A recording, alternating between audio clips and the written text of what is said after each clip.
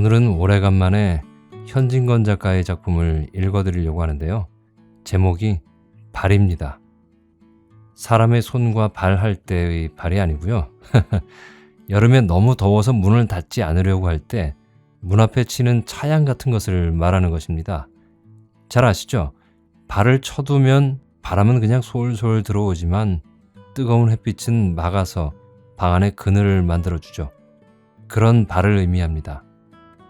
근데 소설에서 제목 발엔 중의적인 두 개의 의미가 있어요. 하나는 말씀드린 그 발이고 또 하나는 소설을 들으시면 아시게 되니까 본문에서 확인해 보세요. 오늘은 현진건의 잘 알려지지 않은 작품 발을 소개해 드리겠습니다. 즐겁게 감상해 주세요. 구독과 좋아요, 알람 설정은 좋은 컨텐츠를 만드는데 큰 힘이 됩니다.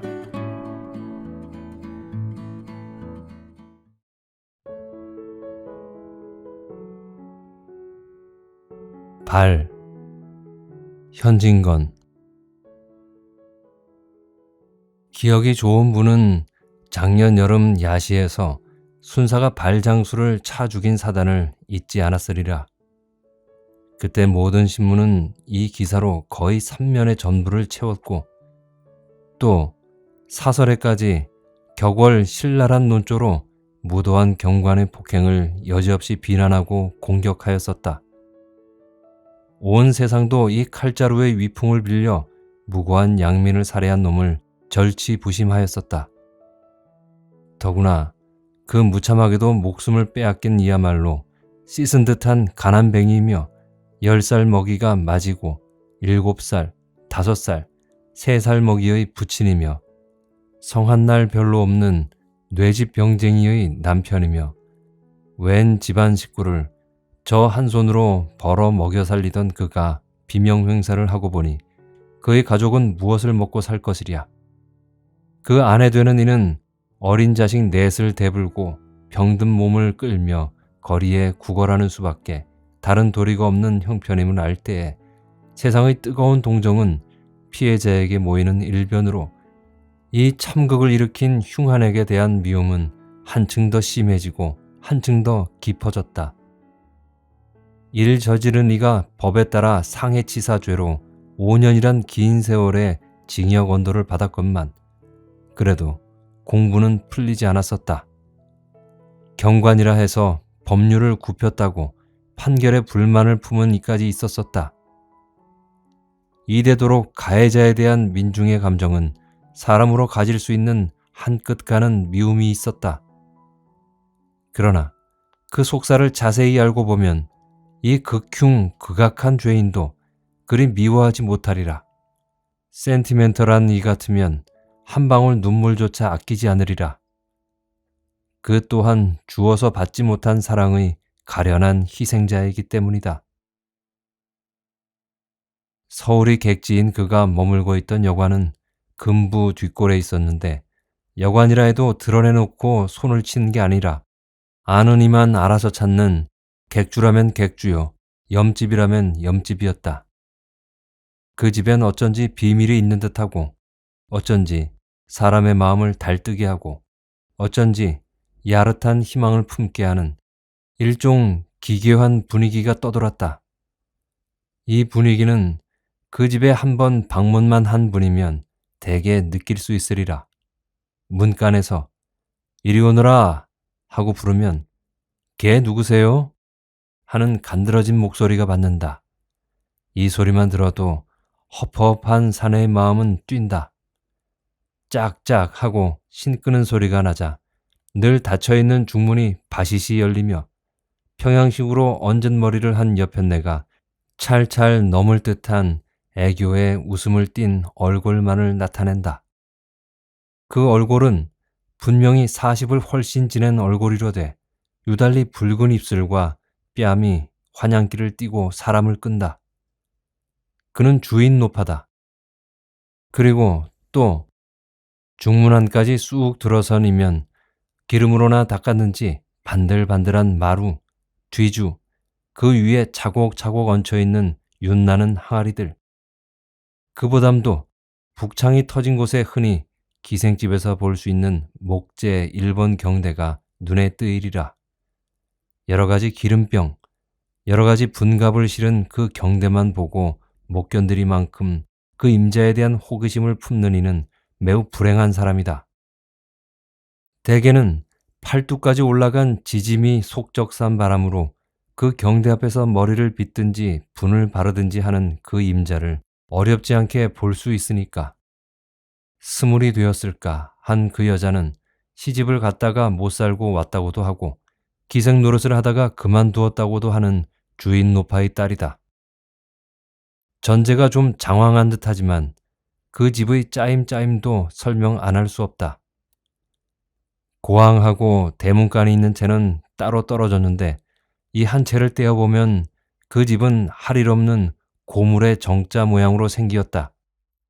건넌방 다음에 사간 대청이 있고 그 다음에 안방이 있는데 머리방과 합해서 삼간이 되는 안방이 앞으로 쑥 내민 곳에 부엌이 딸려서 몸체는 기역자로 꺾였다.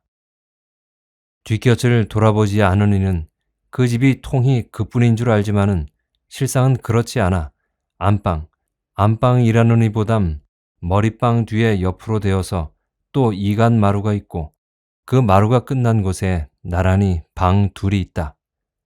이 뒷채와 통례를 하자면 부엌 뒷문과 머리방 옆을 뚫은 쌍바라지가 있을 뿐이다. 이를 일어난 인물엔 건넌방에 학생들이 기숙을 하고 안방은 물론 주인 노파가 있고 딸은 머리방에 거처하고 뒷채의 첫째 방에는 문제의 순사가 들었고 둘째 방에는 28세 됨직한 청년 신사, 그 집에선 김주사라고 부르는 이가 들어있었다.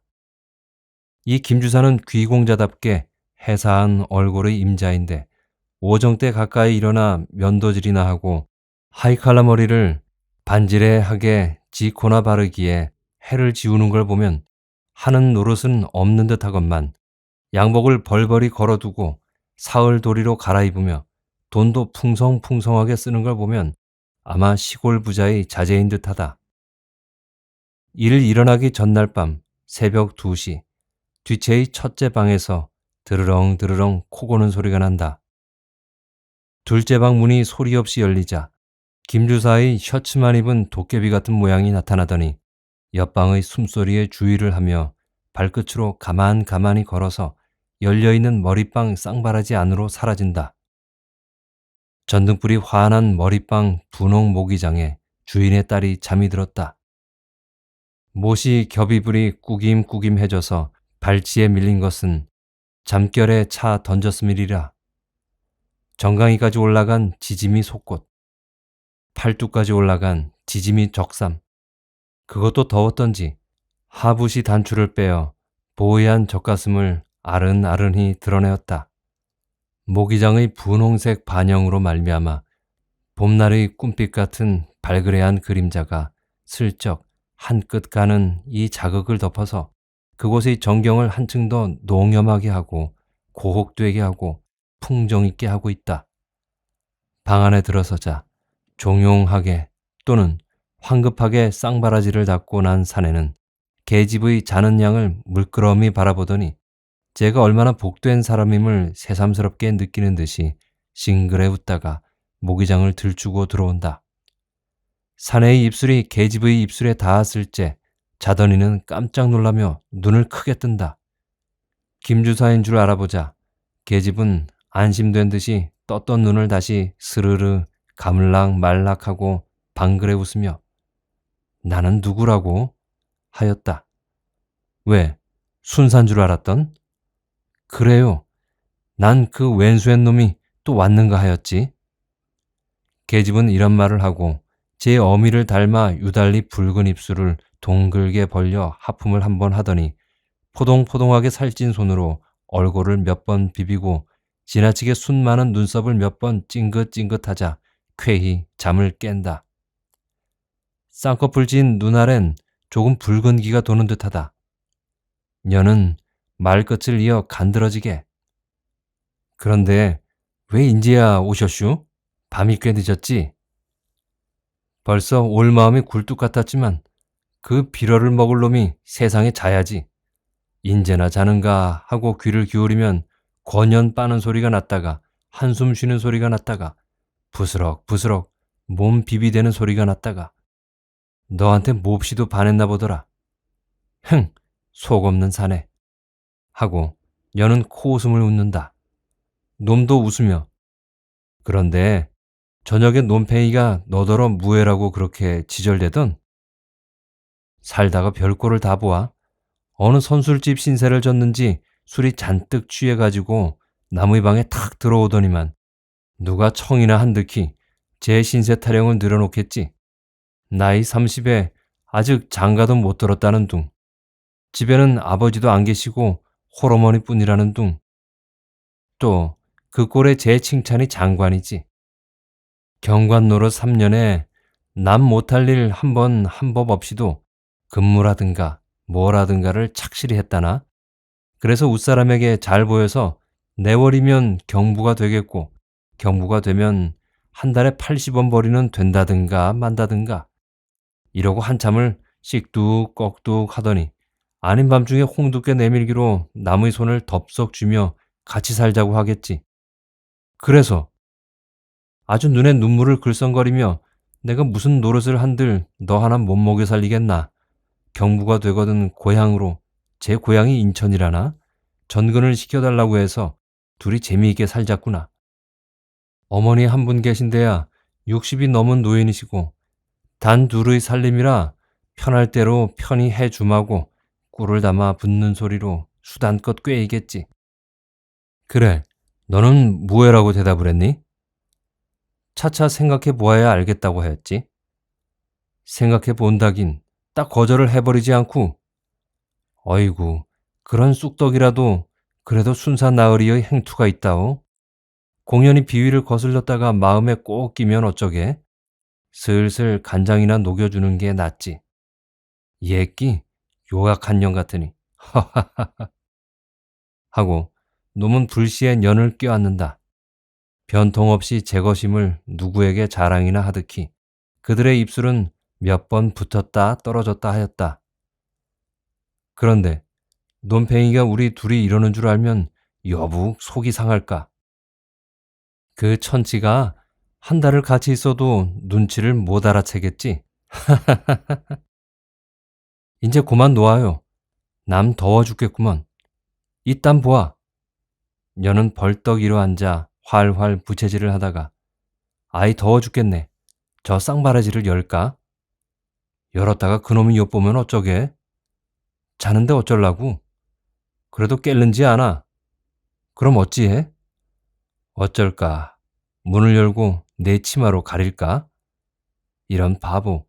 치마로 가리면 바람이 어디로 들어오게? 발 같은 것을 쳤으면 좋겠군. 어디 발이 있어야지. 불쌍한 우리 주인공은 이런 사연을 꿈에도 몰랐다. 그 이튿날, 그날이야말로 무서운 운명의 검은 손이 저희 덜미를 짚을 줄은 모르고 생각해보마 한 계집의 말을 반승낙으로나 생각한 그는 복된 희망에 가슴을 두근거리며 근무 시간을 보낼 수 있었다. 그날인즉 20하루 월급날 밥값을 치르고 남은 돈으로 장래 아내에게 무슨 선사를 할까 하는 것이 큰 궁리였다. 금반지를 사다 줄까? 옷감을 끊어다 줄까? 양산을 사다 줄까? 이런 생각에 그는 때때로 정신을 잃고 멀거니 먼 산을 바라보고 있었다. 금반지와 옷감엔 돈이 조금 모자라고 양산은 있는 모양.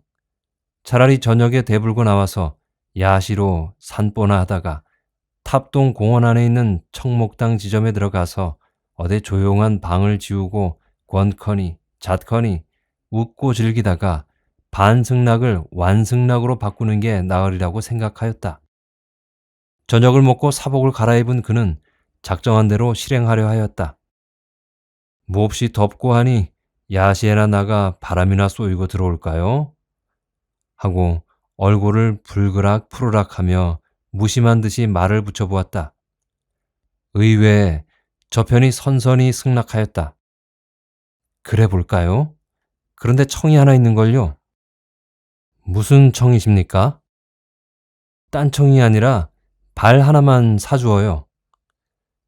저 편은 이 편이 깜짝 놀랄 만치 뒷방에까지 들릴 큰 소리로 불쑥 이런 말을 하였다. 그래도 눈치 없는 이 편은 그런 무관한 청을 받는 것만 어떻게 기쁜지 몰랐다. 완승락을 받을 전조와도 같았다. 이 편의 입이 저절로 벌어지노라고 저 편의 얼굴을 떨며 지나가는 비소의 경련을 알아볼 길이 없었다. 사들이고 말고 여는 다정한 듯이 놈의 곁으로 바싹 다가들어 눈으로 제 방의 쌍바라지를 가리키며 귀에 대고 속살거렸다. 나으리 혼자만 계시면 뒷문을 그대로 열어놓은들 어떠랴마는 딴 손님이 계시니까 어대 만만해요. 닫자니 덥고. 그렇지 그래. 사랑에 취한 이는 지당하온 말씀이라는 듯이 고개를 수없이 끄덕거렸다.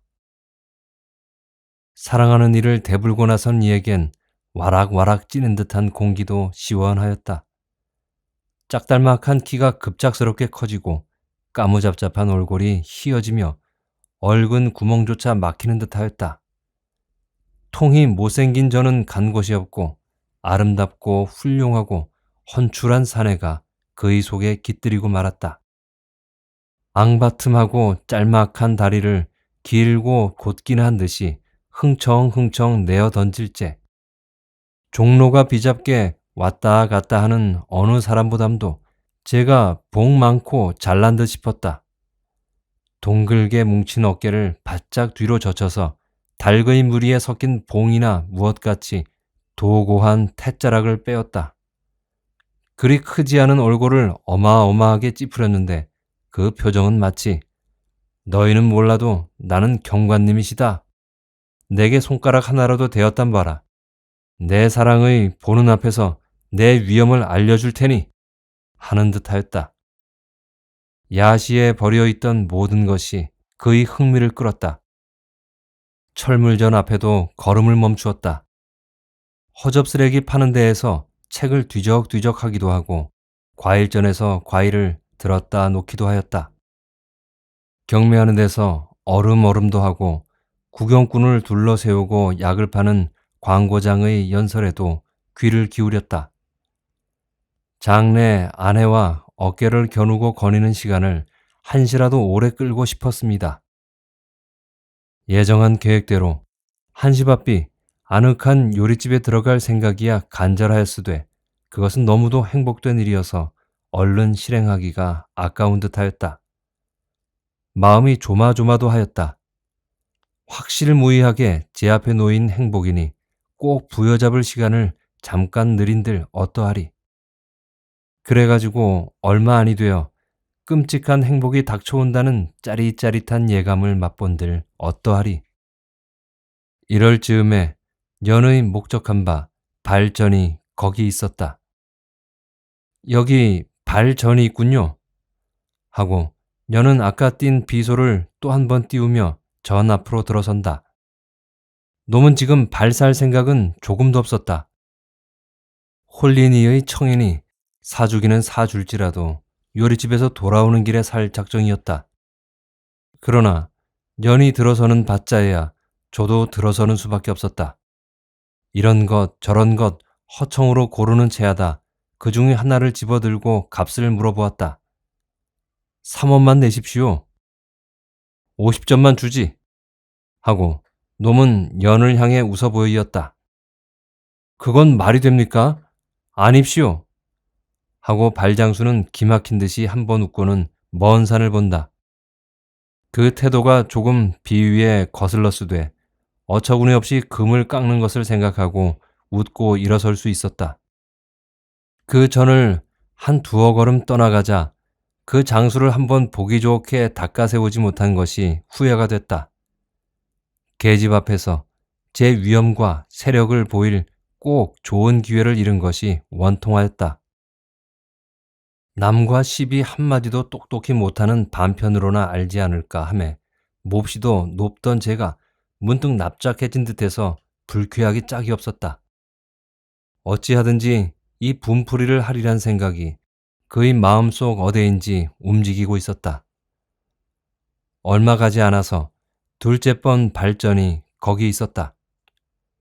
한 40이 됨직한 성미 괄괄하게 생긴 그 주인은 무슨 화증 나는 일이 있는지 모르면 모르되 흥정 없는 까닭이리라.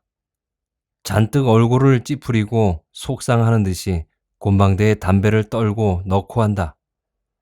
연놈은 또 발을 이것저것 고르다가 아까 모양으로 값을 물었다. 2원 80전이요. 50전에 파우. 주인은 시커먼 눈알맹이를 한번 희번덕하더니 순사의 손에 든 발을 낚고채며 이런 제길 도적놈, 뒷전에만 물건을 사부었단 말인가? 2원 80전 내라는 걸 단 50전 받으란다. 귀부인을 모신 기사에게는 더할 수 없는 모욕이었다. 순사는 바르르 몸을 떨다가 빽 소리를 질렀다. 이놈, 무엇이 어쩌고 어째? 장수가 애누리하는 것도 예사고 손님이 깎는 것도 예사지. 앉았던 장수는 벌떡 일어선다. 이놈이라니.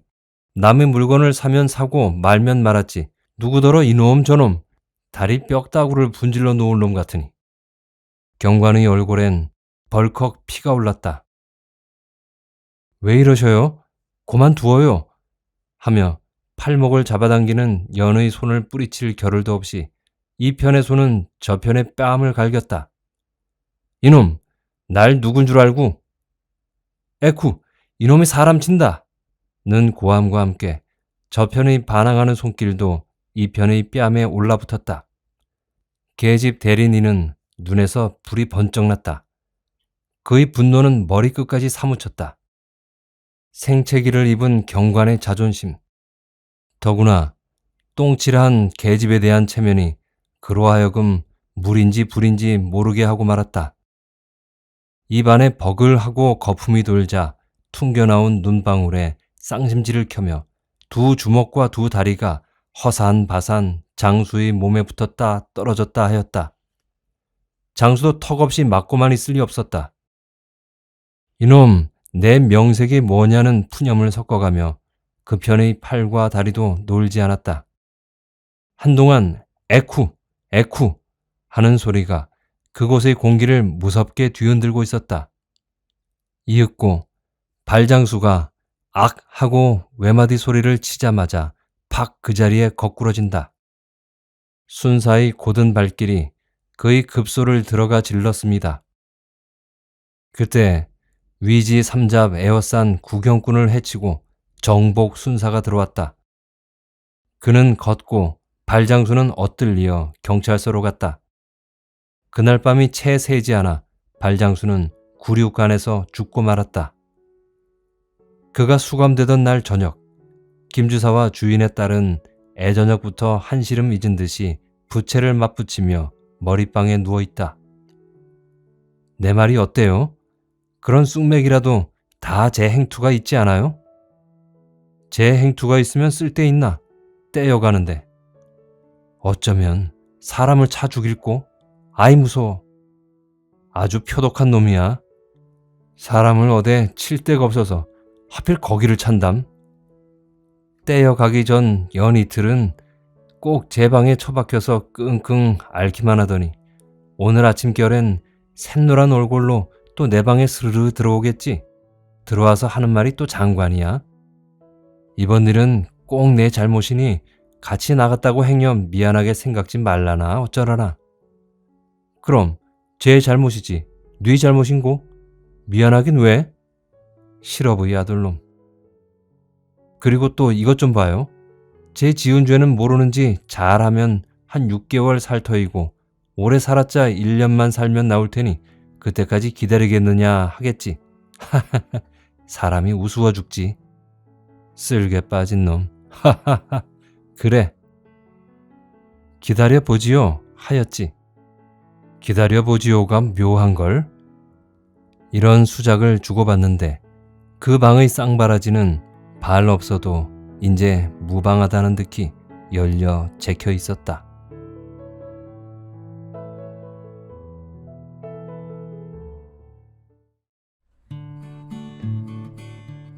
제가 처음 이 작품을 소개할 때 제목 발에는 두 가지의 중의적 의미가 있다고 말씀드렸죠. 이제 소설을 다 들으신 분들은 아시겠죠?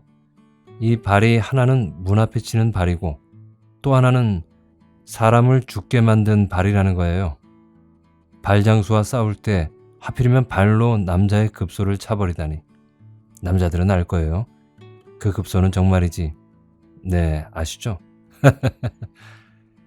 사랑의 눈먼 순사가 여자가 사달라는 발을 사주려다 발장수를 발로 차서 죽이고 감옥에 갔다는 이야기인데 자꾸 발발발 하니까 간장공장 공장장 같이 말장난하는 느낌이 들어서 좀 웃겼어요.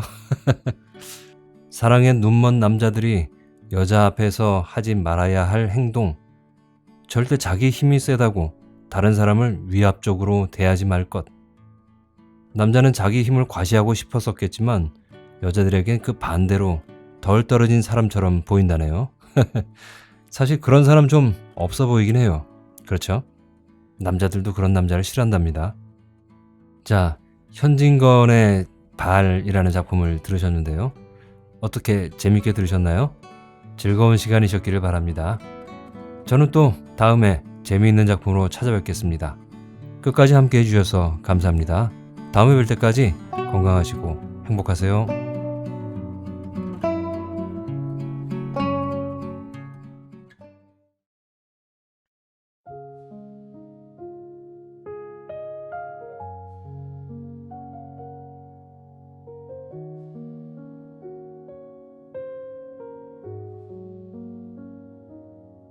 불빛이 하나 둘 쓰러지고 방 안엔 고요가 내려앉아 하루의 무게를 내려놓는 밤이 천천히 찾아온다. 창틈으로 스며드는 느린 바람 한 줄기 나 동안 흩어졌던 말들이 조용히 가라앉고 잘했는지 못했는지 재지 않아도 괜찮아. 시계 바늘마저 숨을 죽인 밤 마음이 먼저 쉼표를 찾는다. 이 밤이 참 편안해서 숨결이 길어지고 특별한 일 없어도 행복은 여기 머물러 복잡했던 생각들도 잠시 쉬어가고 지금 이 밤이 나를 감싸 안는다.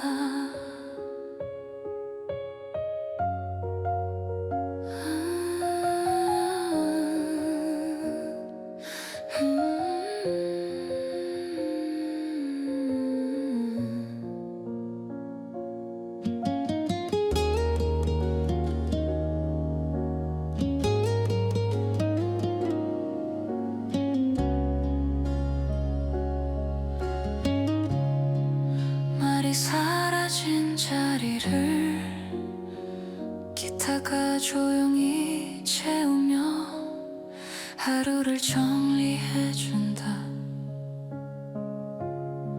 테이블 위에 남은 미지근한 온기처럼 작은 것들만으로도 충만한 이 순간 내일을 몰라도 불안하지 않은 건 밤이 천천히 답을 건네주기 때문. 오늘을 여기까지 견뎌낸 나에게 아무 말 없이 어둠이 내린다.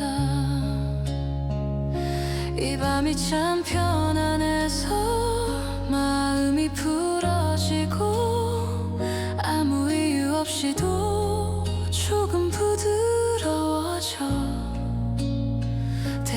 의미 없이도 행복할 수 있는 건 지금 이 밤이 곁을 지켜서 아무것도 하지 않아도 허락되는 시간 밤은 늘 이렇게 기다려준다.